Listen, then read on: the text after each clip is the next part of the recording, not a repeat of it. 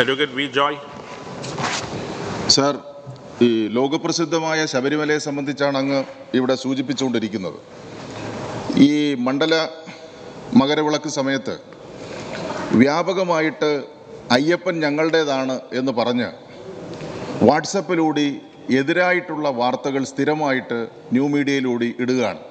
നിങ്ങൾ തിരിച്ചു പോകൂ, കാണിക്ക ഇടരുത്, ഇങ്ങനെ തുടങ്ങിയിട്ടുള്ള ഏറ്റവും മോശപ്പെട്ട പ്രചരണം നടത്തുന്ന ആളുകളെ തിരിച്ചറിഞ്ഞിട്ടുണ്ടോ?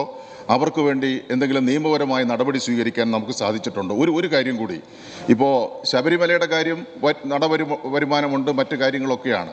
പക്ഷേ ദേവസ്വത്തിൻ്റെ കീഴിലുള്ള നൂറുകണക്കിന് ക്ഷേത്രങ്ങൾ നിത്യദാന ചെലവുകൾക്ക് പോലും നിവൃത്തിയില്ലാത്തൊരു സാഹചര്യമുണ്ട്. അവയുടെ പുനരുദ്ധാരണവും അല്ലെങ്കിൽ അവരെ സഹായിക്കുന്നതുമായി ബന്ധപ്പെട്ട് നടപടി സ്വീകരിക്കും. സാർ, ബഹുമാനപ്പെട്ട അംഗം സൂചിപ്പിച്ചത് ഞാൻ നേരത്തെ പറഞ്ഞതാണ്. ഫേക്കായിട്ടുള്ള ന്യൂസുകൾ കൊടുക്കുക എന്നുള്ളത് ചില കോണുകളിൽ നിന്നും പ്രത്യേകമായിട്ട് ചെയ്തിട്ടുണ്ട് എന്നുള്ളത് നമ്മൾ കണ്ടതാണ്.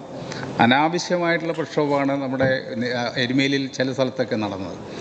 അതായത് വെള്ളം വേണം, അതുപോലെ തന്നെ ഭക്ഷണം വേണം, ടോയ്ലറ്റ് വേണം എന്ന് പറഞ്ഞ് എരുമേലി സെൻറ്ററിലാണ് സമരം ചെയ്തത്. ആ സമരം ചെയ്ത ആളുകൾ വിളിച്ച മുദ്രാവാക്യം ഡൗൺ ഡൗൺ കേരള CM എന്ന് പറഞ്ഞിട്ടാണ് വിളിച്ചത്. അപ്പോൾ അതിൻ്റെ ലക്ഷ്യം എന്താണെന്ന് ഏകദേശം നമ്മൾക്ക് മനസ്സിലാകാവുന്നു. അപ്പം അത്തരം സമരങ്ങളെ കണ്ടെത്താൻ വേണ്ടിയുള്ള നല്ല നടപടികൾ സ്വീകരിച്ചു. അതുകൊണ്ടാണ് നവമാധ്യമങ്ങൾ പിന്നീട് കള്ളപ്രചാര വേലകൾ സംഘടിപ്പിക്കാതിരുന്നതും. ഇവിടെ മറ്റ് ക്ഷേത്രങ്ങളുടെ സ്ഥിതിയെ സംബന്ധിച്ച് സൂചിപ്പിക്കുകയുണ്ടായി. തീർച്ചയായിട്ടും മറ്റ് ക്ഷേത്രങ്ങളെ സ്വയം പര്യാപ്തയിൽ എത്തിക്കാൻ വേണ്ടിയുള്ള ഇടപെടൽ നല്ലപോലെ നടന്നു വരുന്നുണ്ട്. ഓരോ ക്ഷേത്രങ്ങളെയും സ്വയം പര്യാപ്തയിൽ എത്തിക്കുക എന്നുള്ളതാണ് ഗവൺമെൻറ് ഉദ്ദേശിക്കുന്നത്.